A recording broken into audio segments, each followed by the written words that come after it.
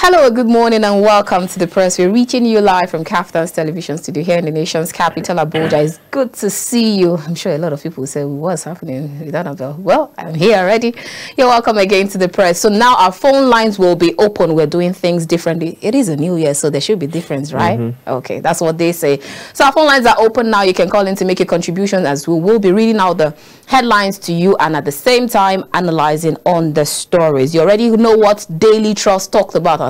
Francis gave us heads up on the headline with regards to Daily Trust newspaper this Tuesday morning. So we'll move straight to Blueprint newspaper. And the big headline on the Blueprint newspaper says INEC's fresh alarm on 2023 polls. And the writer to that story says insecurity may force cancellation postponement if what? Let's see if the writers have more to that story. Tax security personnel to forestall threats. IPAC slams forces working against INEC chair. And then says commission emboldened by modern technology. We must develop strong confidence in our country. Who said so? That's coming from President Muhammadu Buhari. I want to actually saw this story. In my mind, I'm like, oh, please. INEC already gave us the assurance that there will be no cancellation. But then if they say that with regards to insecurity, like we talked about yesterday, if people are scared to go and vote. I remember having a conversation with the INEC commissioner, that's Festus Okoye, and then he said, people do not want to go to vote and die. So if they know that going to the polls is risky for them, it will definitely create voters' apathy. So if instead of risking our lives, maybe cancel or postponement in a particular ward would be what is better. But then it has actually brought a lot of dust and fuss to the politics. People saying that, what is INEC's own? You want to cancel the election. Why? We say no to it. So, but I think we should just think about our lives too. But for me, really, I think for an election that we have spent, the last 4 years preparing for, and less than 2 months to the polls, we are now talking about postponement or probably cancellation. I think it's quite disheartening. But then I've always had a different view about the whole situation, which is the first ingredient you need, one of the first things you need to ensure that an election is credible is security. Now, I'll paint you a picture. Assuming, okay, you need a certain percentage of the total population of a particular geographical location for you to be announced as winner, right? Now, let's assume the Southwest are able to vote peacefully. You have the required number of the required percentage for you to be able to emerge winner. Southeast are able to vote. North Central are able to vote.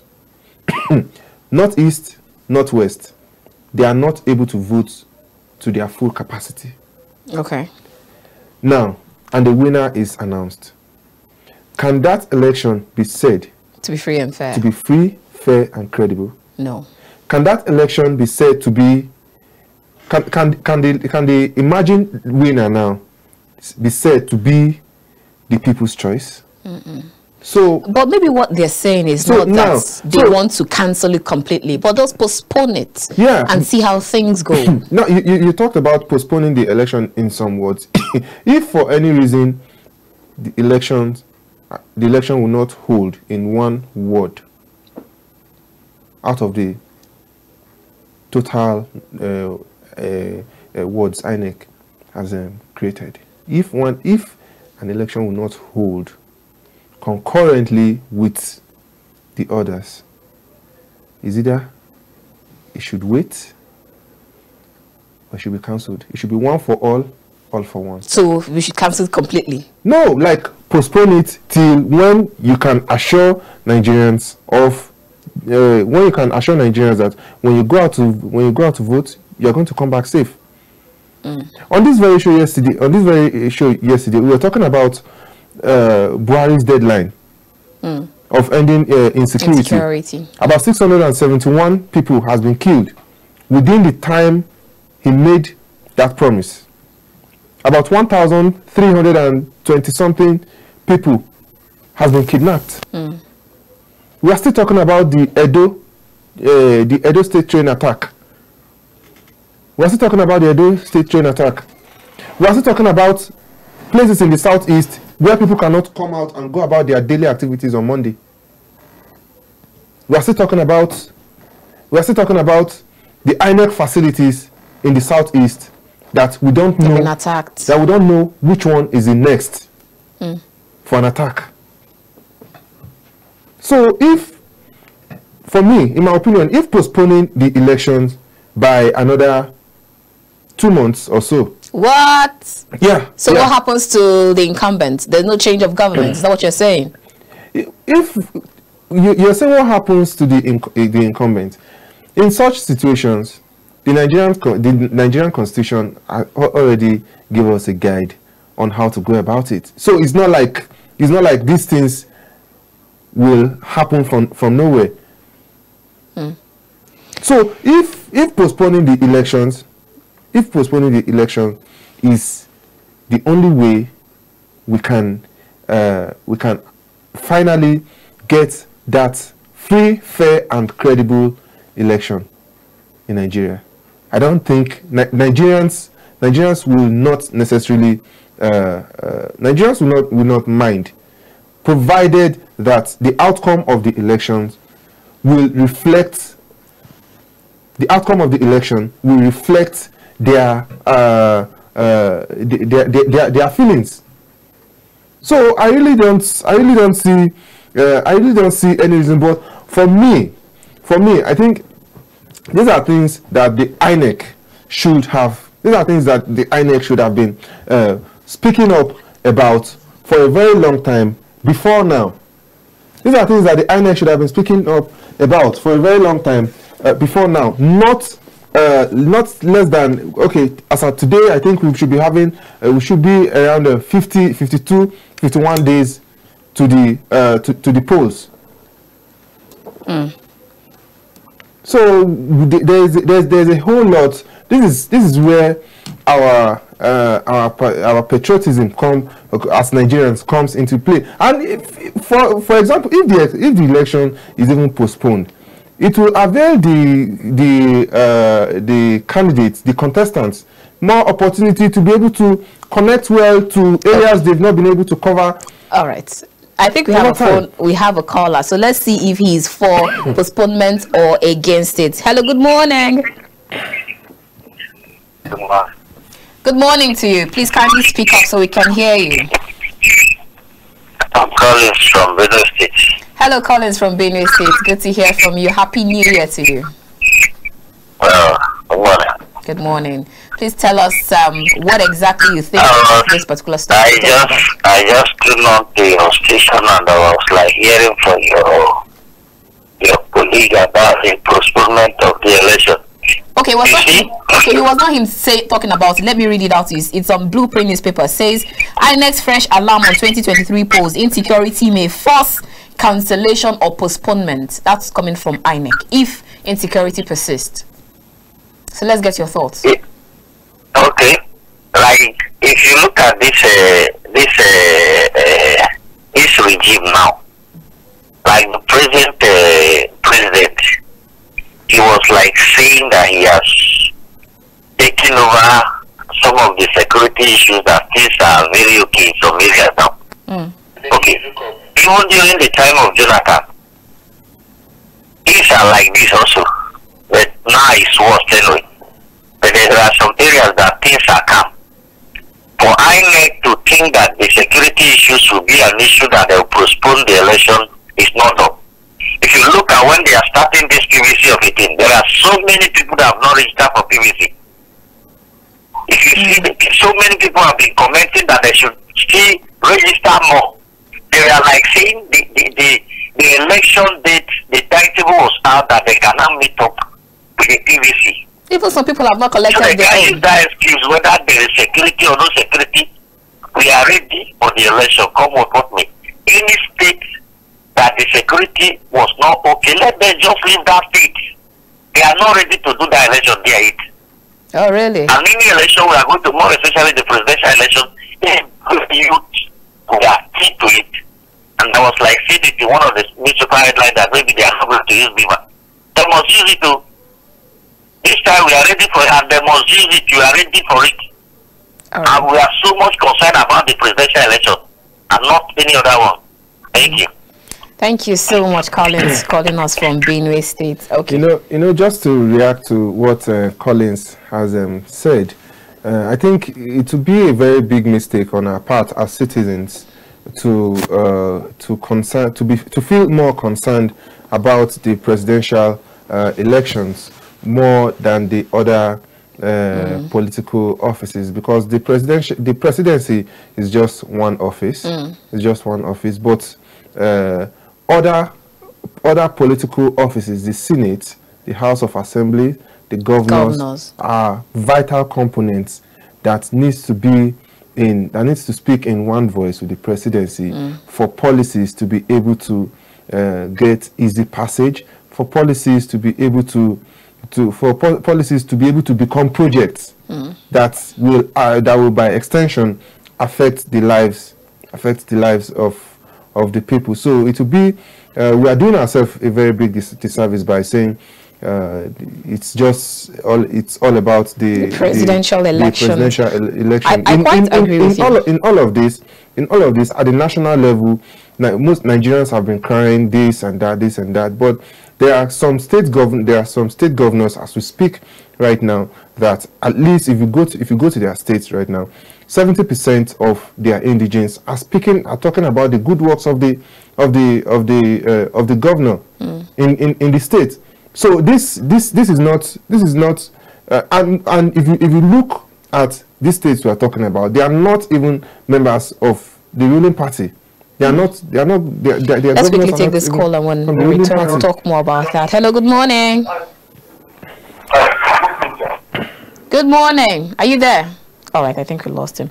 All right, I quite agree with you, because I think we need to lay it down and lay it straight to especially Nigerians and make them understand the fact that the importance of every other office that we're going into this election to contest, or that actually contest that we're voting for. It's actually, it will do us no good thinking about just the presidential elections, because now I actually remember something when I was traveling somewhere, and then they told us that there's a particular law in a particular state that is different from where I was coming from, and I said to them, I don't get it. Where I'm coming from, it doesn't exist. They said that's where you're coming from, where in this jurisdiction or in this geographical zone, this is the law that exists and you must follow it. And you remember that ignorance is not even an excuse in law. So you need to be interested in who becomes your lawmaker, who throws out policies, and what kind of policies he has that affects you. And we need to get to that point whereby our lawmakers are afraid of doing things that negates why we put them there. If we get to that point whereby our lawmakers are now aware that if they go to the House of Representatives, if they go to the National Assembly and they fail on their promises, they can be recalled. I tell you, in few years we begin to see policies that will begin to have direct positive impact in the lives of the citizens. All right. Good morning. Hello, good morning. Are you there?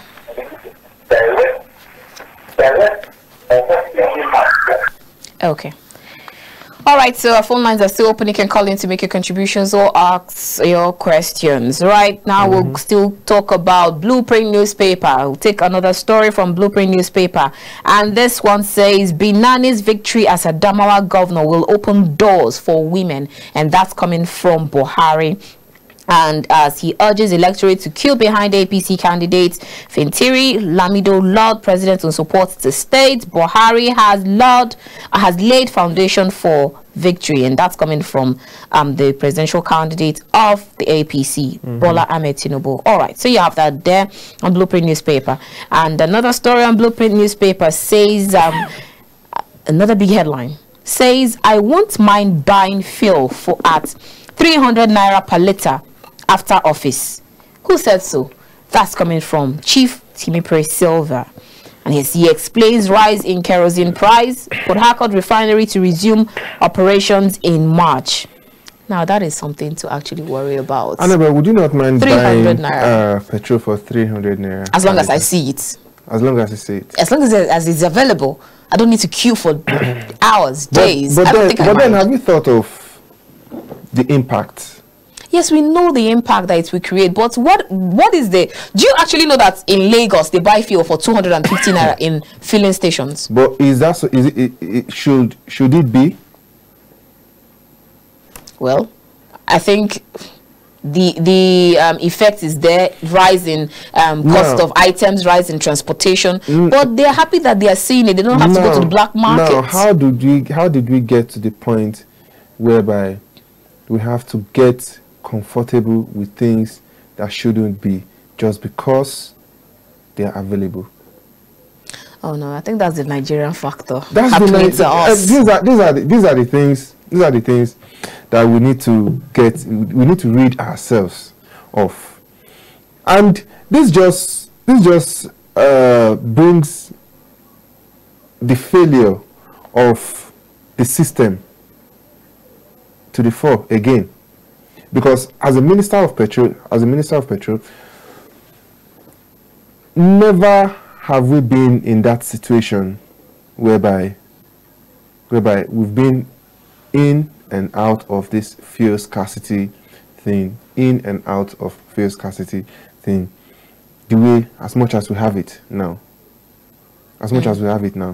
And you, as a person who has been saddled with the responsibility of making sure that the availability of this product is not a problem to Nigerians.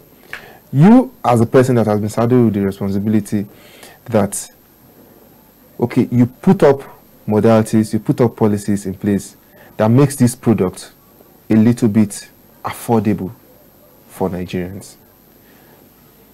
Provided the fuel is there, Annabelle, you can afford it, myself can afford it. But that's barber, that's stylist in a local area that gives a haircut for 300 naira, 400 naira. By the time he gets fuel of 1,000 naira, which by now will be less than 4 liters. Now, how much is he going to charge for a haircut? The person that whoever that is even suffering it is not even the barber, as far as I'm concerned. It is the end user, the consumers. That is what that is going to get a haircut. Because whatever he buys, he will put it in his price. Whatever you buy, he will put it in his price, beg your pardon.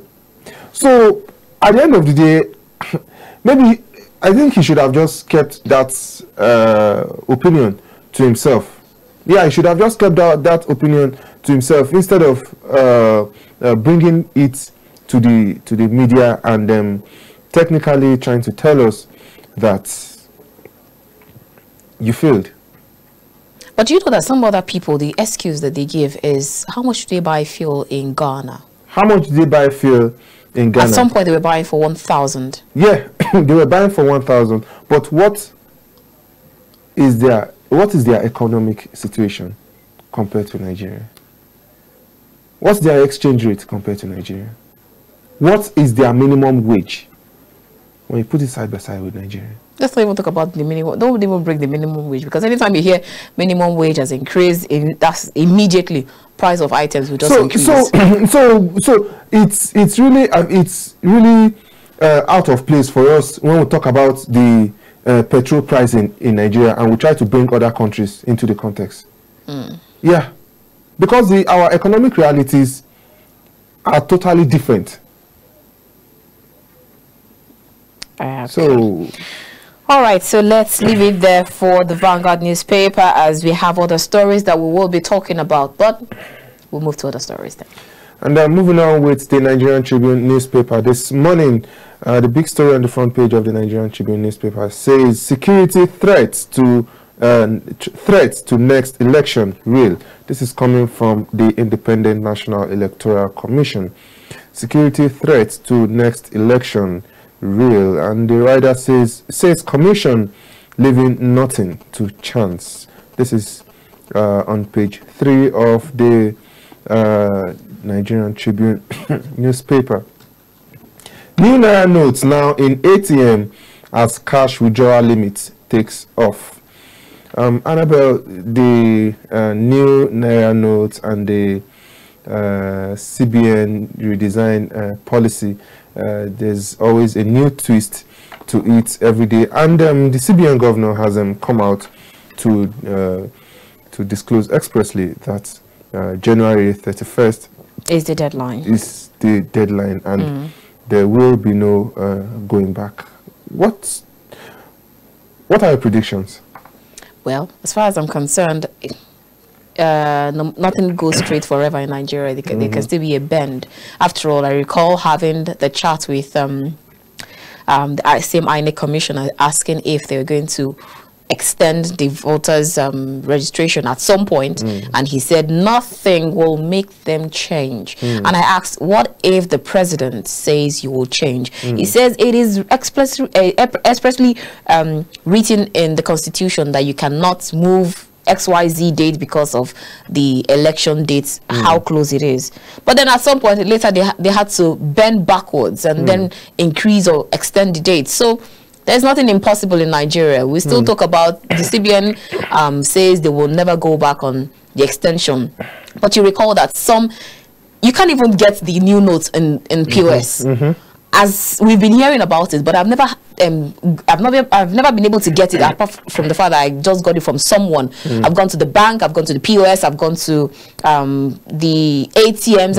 It has never dispensed the new Naira notes. So how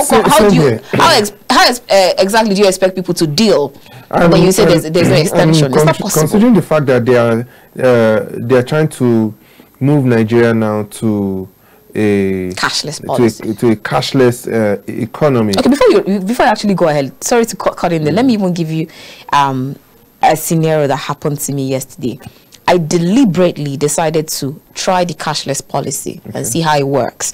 So I deliberately ensured that I had no Naira notes on my pockets, not even the lowest, which is 5 Naira is the lowest, right? Even though we don't see it anymore, but that's the lowest at the moment. So I ensured that I had no Naira note in my wallet or in my purse at all, and then decided to run throughout my day. Came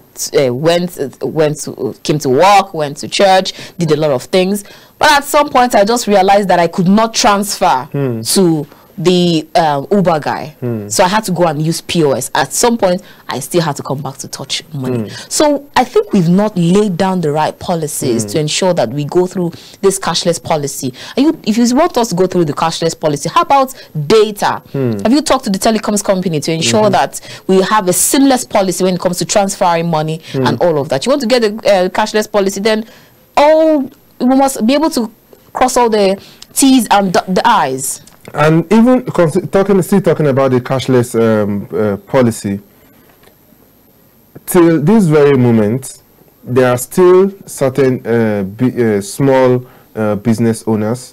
I like to use the small business owners because I want to walk into a blue chip company now, and I want to do some kind of transactions. We won't do that every day, but I may need to get groceries every day. I may need to get some household items every day. So I connect more with my fellow end users more than the middle class. Now, at that point now, do you know that there are still some persons, some small business owners, who will never take transfer as a means of payment. Definitely. Throughout this Christmas, most of the people I went to shop from, they said, no, please don't transfer to me, just give me cash. Now, even the ones that accept transfer, you have to wait there till they get an alert. Till they get an alert. Several times, even this year, I've made transfers that I didn't even get an alert till the following day. Oh, please don't remind me what I went through this December. One of the banks I use, suddenly I stopped receiving notification mails for my for transactions that has been made, as opposed to before. Every transaction I make, either I recharge my phone line, or I transfer money, or I receive money. After the alert, they send me a notification mail that a transaction has been made on this account. I've not been getting any from them again. I know of another bank that even before you receive the alert, the SMS alert, you're going to get the mail. You're going to get the mail. Now, imagine that mail doesn't come on time. Imagine you don't get that mail on time, and you, as a buyer, you have urgent things. You have things you need to attend to.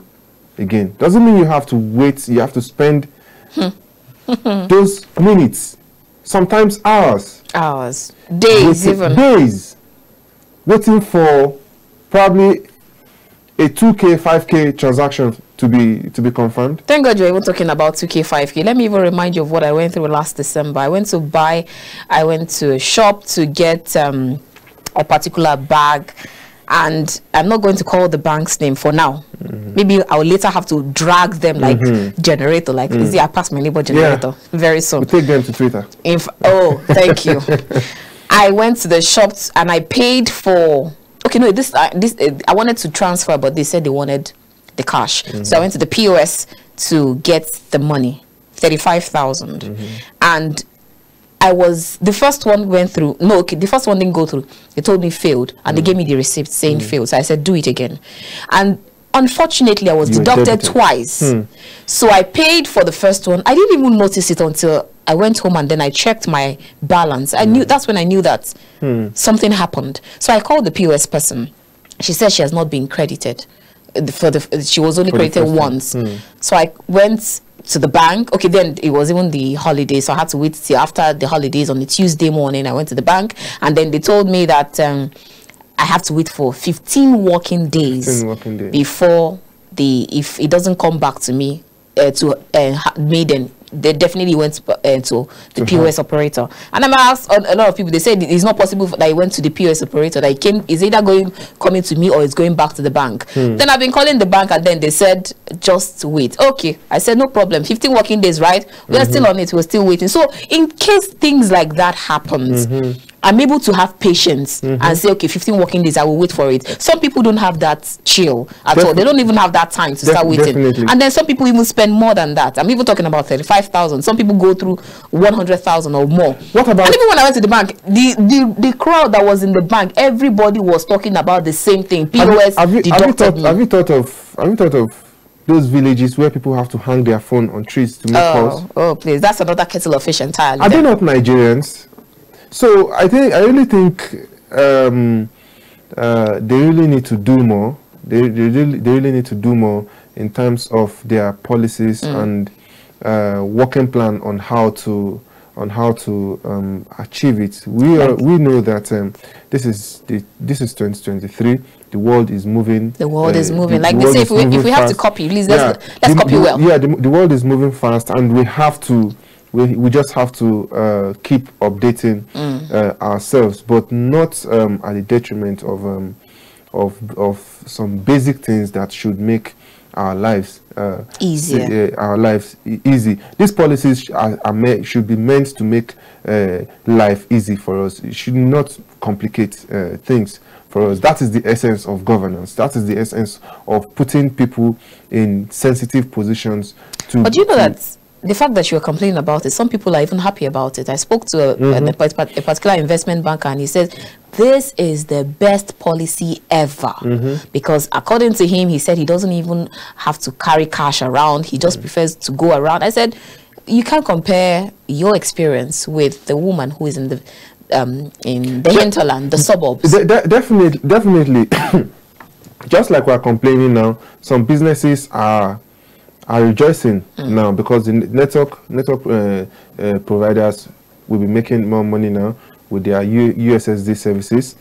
The banks will be making money now on interbank transfers, and the total number of transfers you make per day in some banks. If you make 3 transactions between the same bank, you make it for free. Then subsequently you get charged a certain amount. So we can at this point now, I believe by the time the policy takes off, by the time we move into the cashless policy full time, the banks will be making more money, because the rate of transfers and the USSD transactions will definitely increase, skyrocket. All right. Moving on now, still on the Nigerian Tribune newspaper, we have 13.1 billion naira bid for forfeited Ikoyi property fails as EFCC opens sale of assets in Abuja. This story is on page 25 of the Nigerian Tribune newspaper. All right, I think we have a call. Let's quickly take this call, then we continue with our headline. Good morning. Morning. Good morning to you. Tell us your name and where you're calling us from. I'm from Abuja. Okay, go ahead, please. What particular story interests you? I want to talk about the security of our nation and that of our currency. All right, go ahead. You need to speak up so we can hear you. Okay, can you hear me clearly? Loud and clear. Go ahead, please. Okay. This morning on Daily Trust, I think, there is this security that the issue of analysis that was made there. I think I took more interest. And I want to quickly remind the president before he leaves office that if we are to consider what Daily Trust analyzed this morning, it to some extent indicted him, and he needs to check it very well. If he really wants to have a good footprint before leaving office, he should check himself and check the people that are working with him. I feel disappointed on Nigerians or the analysts whenever I hear them saying that Buhari is a good man, have good intention, people working with him are the one making things difficult, and I was like, this man claimed to have been there before. He claimed to have experience. He claimed to know our challenges. Does it mean he didn't know that he was going to be working with these people? How come he got there and the issue now is that he's good? People working with him are the ones that are bad. How did he manage to recruit bad people to work with him?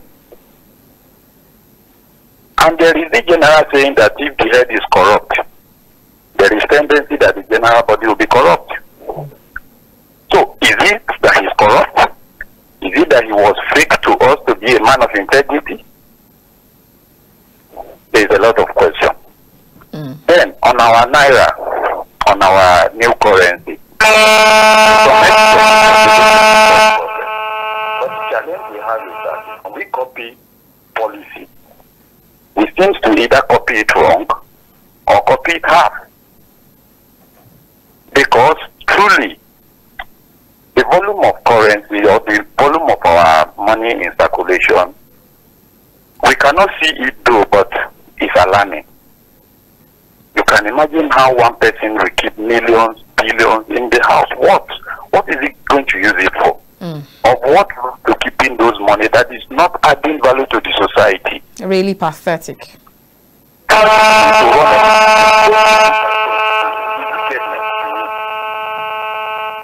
So please, I want to encourage everybody, just as I said yesterday, let's dot our voters card.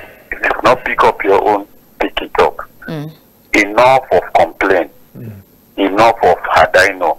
Enough of pushing blame. Let's make our choice and stand by our decision. Let everybody be guilty or be right.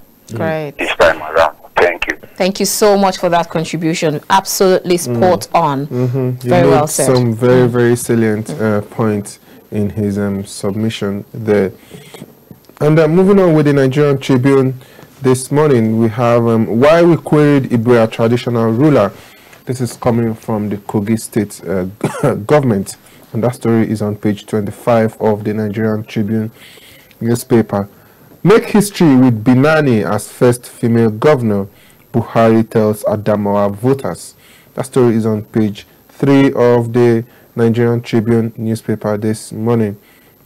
Hajj, Saudi confirms 95,000 slots for Nigeria. That story is on page 26 of the Nigerian Tribune this morning. One killed as Yoruba nation agitators place clash in Lagos. Annabelle, that's another sad one that happened in Ojota, Lagos yesterday. I actually saw that. As Yoruba nation agitators and the Nigerian police force clashed, and one person lost his life in the unfortunate incident. I mean, these are kind of incidents that makes us begin to wonder if we are really ready for the elections in the first place. Let me make you laugh. During the festive period, I visited my mom, and we got talking about politics, and she said, now people that are even saying, okay, we started from the total debt profile of Nigeria that's projected to be at 77 trillion naira by the time this present administration is winds down. So she was like, now, even if we now agree that we should go, who is going to take care of the debts? Well, so you've actually seen some presidential candidates, like the SDP presidential candidate says he's going to clear it off in days, weeks. No. Now, the Southeasterners are allowed to go. We are talking about Yoruba nation agitators here. Some other persons are agitating for whatever nation it is. Now, we get to a point now we say, okay, everybody go. Who will pay the debts? Because we incur the debts as Nigerians. Okay, I get it. We incur the debts as Nigerians. So who are we going to? Who are you leaving it for? Who are we leaving it for? So I think there are more very, very pertinent issues, more important issues that should warrant our attention. We should disturb ourselves with, other than calls for secession. Yeah, other than this calls for secession, and in the process, public properties are destroyed, lives are lost, and people's time are wasted. I agree. I really agree with you on that one, because like you say, you want either the Oduduwa nation, or you want the Arewa people to go, or you want the Biafra nation. Please come and settle the debts. Yes, at least settle the debts, and we know how to proceed from there. And there's actually no point calling for secession at all. This is, if there had ever been a time that we need to put our hands together and work together as a nation, I think this is one of there's no better time. There's no better time than now. And I gave an analogy to someone yesterday, and she was dumbfounded for some time. I was like, if you are 30 now, and by the time a new administration comes on board, if they successfully spend 8 years, they are going to be 38. Now, that is to say that means we can agree that you spent 38 years of your life under bad leadership. Oh, goodness me. Now, are you getting where I'm heading to now? So now, but it doesn't mean that it's been all bad. If the system had been, I'm a very, very systemic person, yeah, because I believe if the system is well, if the system is sane, I do not have to cut corners for me to be able to put food on my table. I do not have to think of knowing someone before you can get a job. Before I can get a job. All right. Elder Zion is on the line. Good to hear from you, Elder Zion. Good morning. Good morning to you, Good morning, sir. Elder Zion. Happy New Year to you and yours. Happy New Year. Happy New Year. Happy New Year to you, Elder Zion from Jos. My namesake, Francis. Good morning to you, Elder Zion. It's good to hear from you. Thank you. You're welcome, sir. Please, I give God the glory for taking our lives to yet a new year. God is going to prosper you people in Jesus' name. Amen. Having said so, you see, this money system that they're introducing, cashless policy, it will work, but not now. Let it be gradually. Okay. Like one of you said, in our local market here, in Jos, even in our church, we supposed to be an elite church. More than 70% of the members have not heard about this monetary policy. And they don't know anything about it. The tomato sellers, the fish sellers, vegetable sellers, all those women, they don't know anything about it. So we will put ourselves in difficult situation if we want to implement it like that. So let it be gradually. Then coming to those people who are agitating to go out from Nigeria is not the best. It's not the best. The best is we continue as one country. But let us sit down and we say this every time on this platform. Let us sit down and talk. How do we go about? We want Nigeria. What are the terms? What are the conditions? Then we will agree. Not we will go on very smoothly. But in the present circumstance, the injustice, the cheating, for example, the money that was there, borrowed for the way. They didn't invest it in South-East line or South line. If it come part of Yoruba land, they did not benefit. So the injustice, when we draw it, when we take equity, then yes, justice, we will live fine. We will live as one country. But meanwhile, the agitation will continue. It will continue unless Nigeria come to terms with equity, fairness, and justice. God bless you. Bless Nigeria. Amen. Bless the federal government. Amen. Thank you very much. Thank you so much. you so Good much, to hear Elder from you Zion. again, Elder Zion. Thank you for that contribution. All right, so let's take another headline then. So quite a lot that Elder Zion has said Unpacked. there. And as we're rounding up with the Nigerian Tribune this morning, gunmen kidnap customary court president in Edo. 6 train kidnapped kidnapped victims rescued. Some good news. The abductors of passengers demand 620 million naira. That's quite a huge amount there. 620 million naira at a time when we're talking about people not being even able to afford. And you recall what happened with the Kaduna attack? Yeah, and this brings me to a headline I saw on Daily Trust about the Yauri girls. Parents resort to crowdfunding to raise 100 million naira ransom. Oh wow.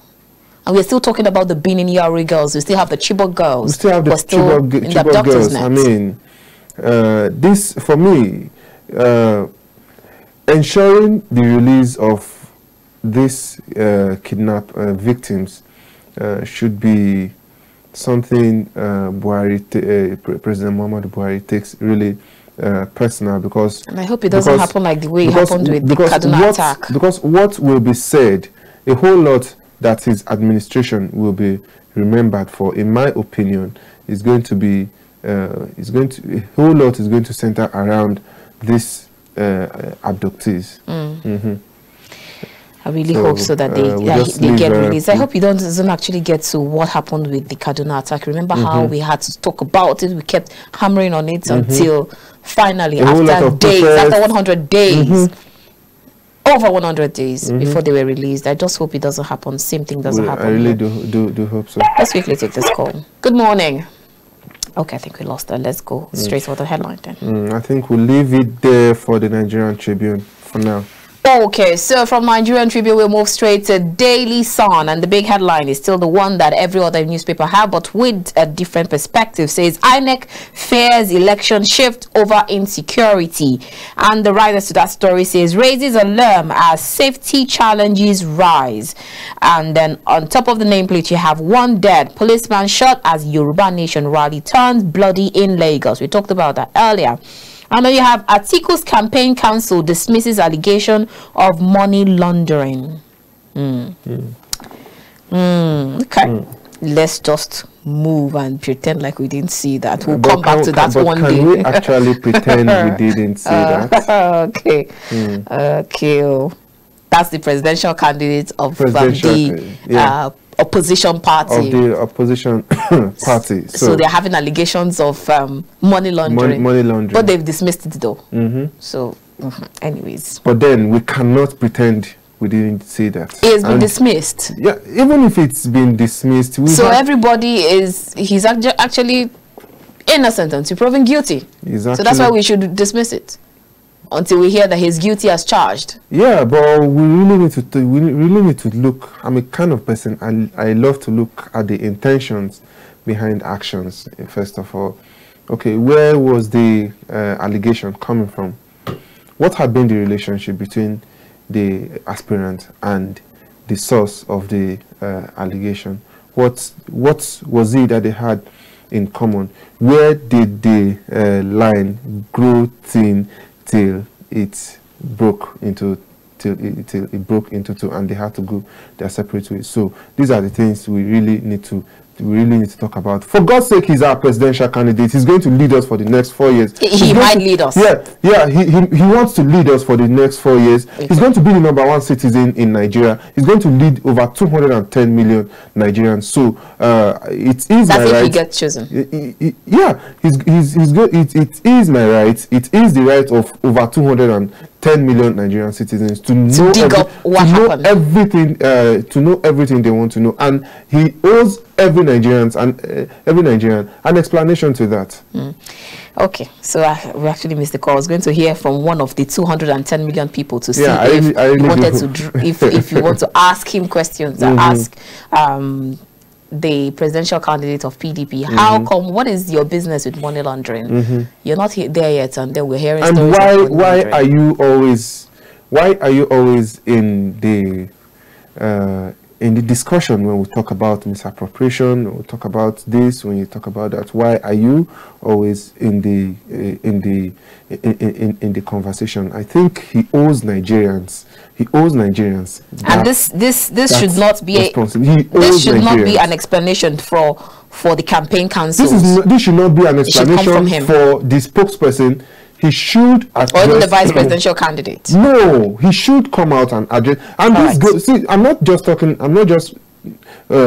for Atiku Abubakar alone. I'm talking to all the 18 presidential candidates. APC, PDP, SDP, no NMPP, one is exempted. All, if anybody, if for any reason any Nigerian has come out to raise an eyebrow over a certain part of your life, your business, your growing up, you owe Nigerians that responsibility to come out in person and tell Nigerians your own side of the story. Yeah.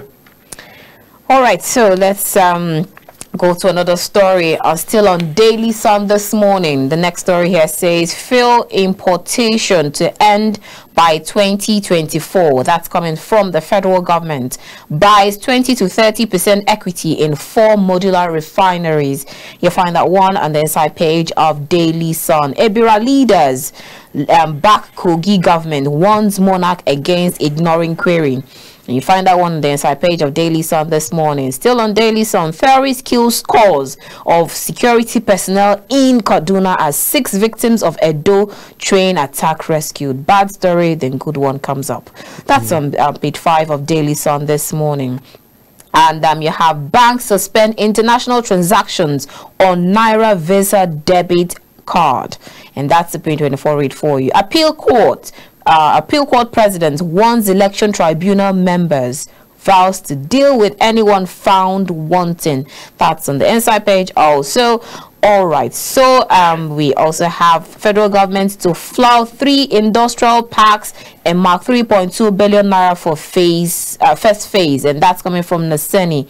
Okay, quite a lot of stories there, but before we leave Daily Sun, Wike explains anger with PDP, says blackmail won't stop him from demanding justice and fairness, condemns NDDC 500 billion naira budget, and that is on page 26 of Daily Sun. I will be responsible as president. Obi pledges. We're actually talking about presidential candidate coming to give us explanations, and then now you have him saying that he will be responsible.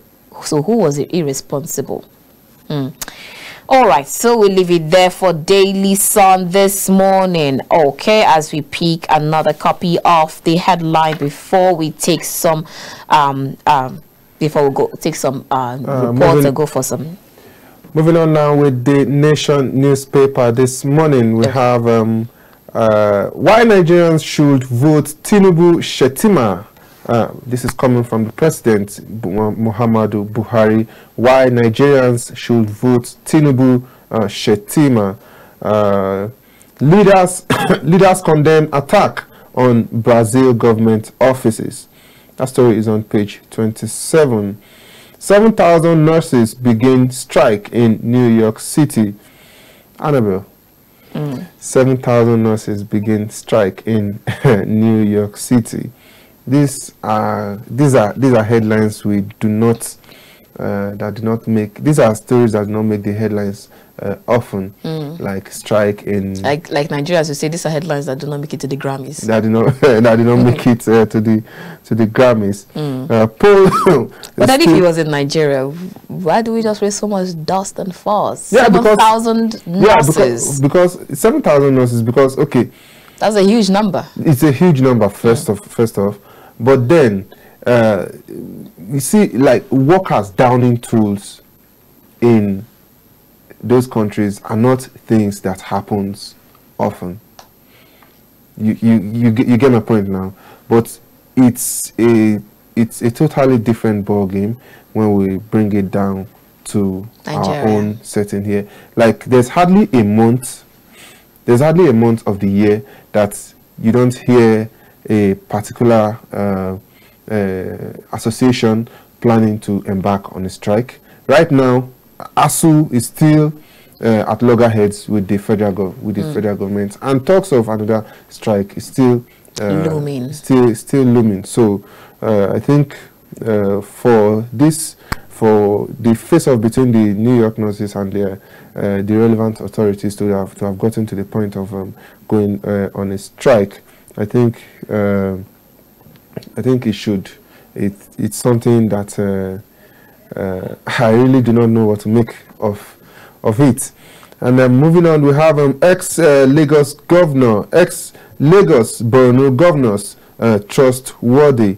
Withdrawal policy pushes up POS transaction charges. Annabelle, just what we were talking about before now. I don't know what they charge in some places, but for every 5,000 naira you withdraw, you pay 100 naira charge for it. And looking at this now, withdrawal policy pushes up POS transactions by transaction charges. And with what I'm seeing here, 300 naira is now being charged for every 10,000 naira transaction. As before it was even 200, and we're complaining. It was even 200 naira, and we were complaining. So these are the side effects of the lack of proper planning we were talking about. For God's sake, this, I keep saying it, these policies should actually make Nigerians, make living for Nigerians easier. It should not complicate things. These things, it should not make living in Nigeria more unbearable than it already is. And it brings to mind the question: why are they even bringing out these policies? Is it to make life easy for Nigerians, or to make life more difficult? We'll keep our fingers crossed and see how the cashless policy turns out. Kidnappers demand 620 million naira for 31 victims of Edo train attack. I think we read that on the front page of the Nigerian Tribune earlier. That story is on page 2. Made in Nigeria helicopter for inauguration before May 29. Some good news there, Annabelle. Good news. Yeah, some good news. So will you be flying the Made in Nigeria helicopter? Maybe when you do. When you come back, you just give me the news. But I asked Annabelle, but I asked, you know, in Nigeria, you don't respond questions with questions. No. So I'll get you the tickets. I'll get you. No, after you. They say ladies first, but no, but it's ladies first. No, after you. You're supposed to go in front and then protect me. Yeah, so just enter like I should, and see what it looks like. I should lead. Yeah, lead, and I'll follow. Okay. Good morning. Let's take this call. Hello, good morning. Hello, are you there? Yeah, it's based on this. Tell us your name and where you're calling us from, please. Cash withdrawal policy. Okay. Let's get your name and where you're calling us from, please. My name is Solomon calling from Jaji, Kaduna. Great, Solomon from Jaji, Kaduna. Go ahead.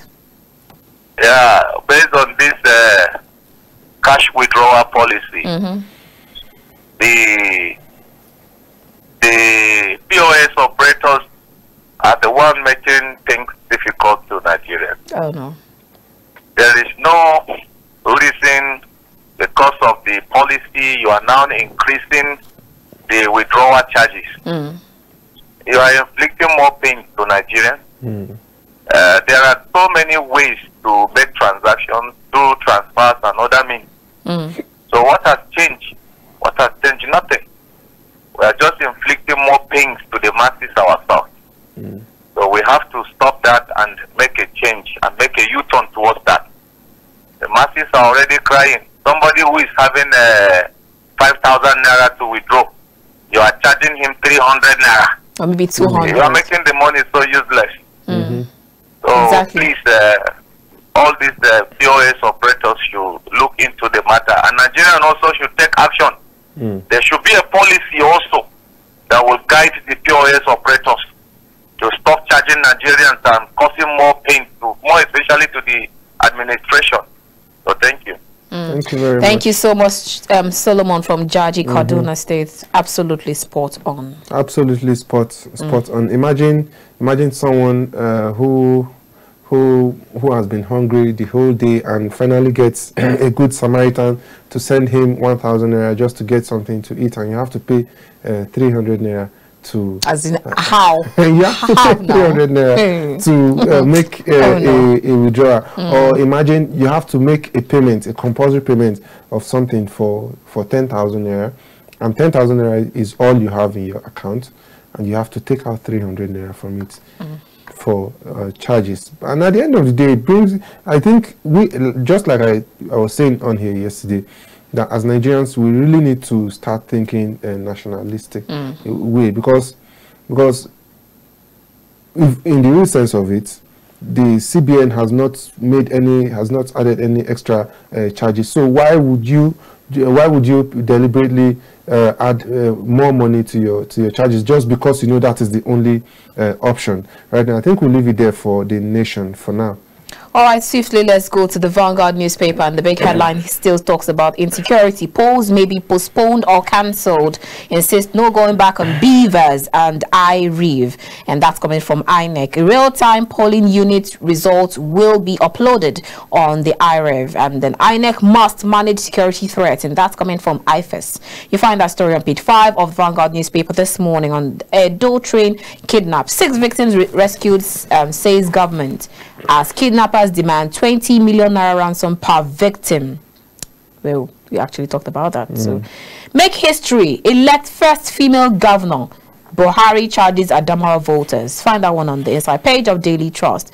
DSS sued for arresting activists protesting bid to arrest Emefiele. Okay, you find that one on the inside page of Vanguard newspaper. Query, as a prominent Ebira leader side with government, Kogi government. That's also on the inside page. On the cash withdrawal policy, long queues in banks as implementation commences. Definitely, you know that will happen. And then you also have still on Vanguard newspaper on energy, power generation drops by 7.6%. And that's in 2022. But even though in the last days of 2022 we actually enjoyed more power supply, and at some point my neighbors were asking, did the PHCN guys, did they also go on leave that period because the power supply was something else? Anyways, we're happy about that, so we're not complaining. On health, COVID-19, fresh concerns as new Kraken variant emerges. Kraken variant of COVID-19. So don't let your guards down. You still have to go back to a COVID-19 safety measures. And let's take some sports, news on sports. 2030 World Cup. Ronaldo to earn 20 million naira to promote Saudi's joint bid. I had to shout on it because I needed it to sink deep into some people's ears. I need to, excuse me, I need to say it again. I want to read the story again. Okay. On sports, I'll take it one after the other so that it would sink deep on some people's ears. Now it says 2023 World Cup. Ronaldo, Cristiano Ronaldo. Okay. To earn 200 million to promote Saudi's joint bid. Did you hear that, Francis? Or do you need me to repeat it again? Do I need to repeat it again for you? Annabelle, you know... No, please, you need me to repeat it again. Annabelle, have you heard this saying? Big dogs don't bark. Oh, please. They just bite. You know, I would have... They have turned it to another thing. I would have engaged Please you. Just be happy for our goods, please. No, of course, who gets mad at money? Oh, okay. That ends it. Thank you. Who gets mad at money? Thank you. We don't want to hear anything again. We don't want to hear.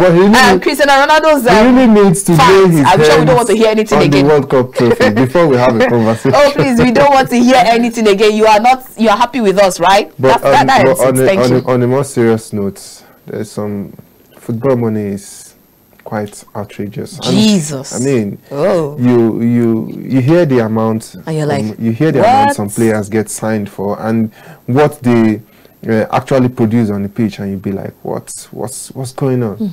But then that's money, man. That's money, and it's just I tell people the amount of money footballers are earning, or the amount of money in the world of sports and entertainment right now is just a tip of the iceberg compared to what we'll be looking at in the next 20 years. I agree with you. All right, let's take Guardian newspaper. Time is fast spent, so we'll just take one or two stories. Guardian screams with private sector threat over federal government 2.43 trillion naira non-oil revenue target. And the riders to that story says exports They cry increasing taxes amid widening poverty. Call for plugging of revenue leakages. Explore property taxes as Yusuf urges government. Okay, find that one on the inside page of Guardian newspaper. The last one I'll take here says Nigeria alert amid concerns over new COVID-19 variants. Okay, we took that before. NLC berates presidential candidates for supporting petrol subsidy removal. All right, so you find that one on the inside page of the Guardian newspaper. That is where we end this segment of the show. Thank you so much to all those who called in and for tuning in. We appreciate you a great deal. Thank you so much. So now we'll move the curtain and then we'll go straight to social media trends. Now let's see what trended yesterday or last weekend on social media trend. And there's this particular video that says a particular guy who traveled all the way from Edinburgh to Leeds just to, it says he actually traveled to have sex with a 13-year-old girl, but he's actually denying it. Let's see that video. We'll come back to take more on social media trends. I've old this shit. Huh? I've old this shit. She'll be 15 on Tuesday. No, she'll be 15 on Tuesday. She'll be 14 on Tuesday, sorry. Yeah, she'll be 14 on Tuesday. Yeah, she has a birthday on Tuesday. That's Listen, don't shout at me. What do they call people like you? What? What do they call people like you? I'm not here for anything. I'm just going to take her to birthday. She has a birthday on Tuesday. Right. This says different. Yeah. So what I'm going to do... She has a birthday on Tuesday. That's why I'm here. She has a what? A birthday on Tuesday. That's why I'm here. Listen. I'm just here to surprise her. That's all. You're not here to surprise her. You're here to have fucking sex with her. All right. Yeah, do you know what they call people like you? Sex? Dirty bastards, yeah. Why would I do that when it's 16 years old? Fucking bully. For 14 years old? Yeah, exactly. Why would you do it? For why? Right, quit your jibber jabber. Right, listen. Get him on there. Oh, come on, you don't have to. Why are you going out anyhow? I'm not doing that. You don't have to, I don't mean any harm to her. Right, listen. Why are you asking her to tell the child to masturbate with 2 fingers and put them really deep inside her? Why? If you're just talking to her, yeah? State sex will hurt at first, but you'll lose lubricant hell. You just travelled all the way from Scotland to come and raise I a came here child. to surprise her for her birthday on Tuesday. Well, you wanted a surprise, didn't you? She sent we are her surprise. What she's give you, all right? Yeah. She's give you, all right? Yeah. Matter about names. How old is she? Huh? How old is she? She'll be 15 on Tuesday. No, she'll be 15 on She'll Tuesday. be 14 on Tuesday, sorry. Alright, welcome back. If you're just joining us, you're still on to the press, reaching you live from the Abuja studios of KAFTAN TV. Annabelle, watching that very clip really sent some shivers down my spine, because I was thinking, what was the rationale in the first place? Chatting with a minor, to the point of you leaving your location, traveling down to another location. Did you even see the part where they said that he asked her to asked her to either show some sexy videos and pictures? A minor. I mean, I think at this point he should thank God for the justice system, for the justice system over there, and at least if for nothing, we are not expecting it to be swept under the carpet with time. Most definitely. But I think he should be punished to the point appropriately to the point that it serves as a deterrent to others who may be nursing such intentions or are already into it, so they can desist from it. Because, like, there's as an adult, you have nothing to discuss with a minor of 13 years old. I agree. 13 years old, other than advising the minor to focus on studies. On studies, try to help the minor to avoid certain mistakes you have made while you were a minor, while growing up, to help them shape their lives, shape their lives better. And the fact about the truth of this thing is, people who have been sexually abused while they were still minor, things turn out never to be the same for them again, because they always have this reverse opinion, reverse idea about things that they should just look at more logically and apply some common sense to it. But because they have been abused, they have been molested, they can't really read in between the lines of certain situations. I really do hope the authorities they're definitely going to clamp on this one. They deal with him to according to the stipulation of their laws.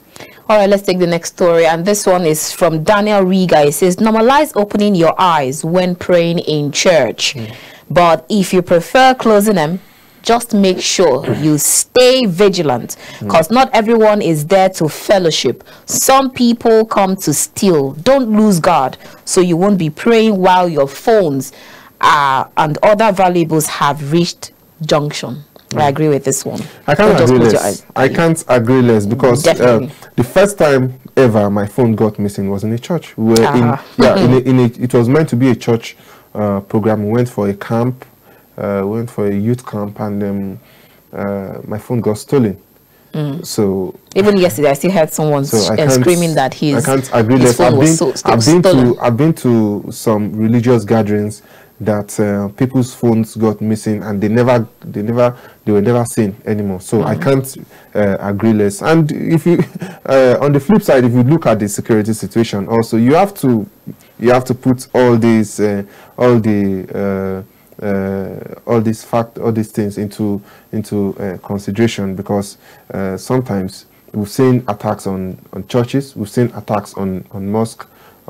So sometimes if you get a hint of an impending attack, or you have to see some suspicious movements for you to be able to have the feeling that something may not be going right, or something may be about to go wrong. So I can't agree less with what Daniel Rega has said. He's very spot on. All right, so there's this question or this trend asking, before money was introduced, what did women find attractive in men? What was it for you? What did women find attractive? Before money, cars. Before money, cars was introduced. Has there been a time when money has not been... Yes, there was. Excuse you.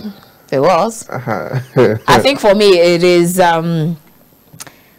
the fact that you're brave, you're a fighter. And then you're the village fighter. You can they just see marks on you that you went to fight. You went to the village square. You fought, and then you came back with the trophy, or you won. I think that's it for me. Or maybe if you're a very good farmer, if you're a very good hunter too. Yeah, and then you can come back with bushmeat. Okay, that's it for me. Then if you come to the urban setting, all you have to do was to be fair, look good. Yeah, but over time the trend has dwindled. But then, but then for me, nothing beats personality. Yeah, your personality is something that will always stand out, no matter the amount of money that you have. In as much as money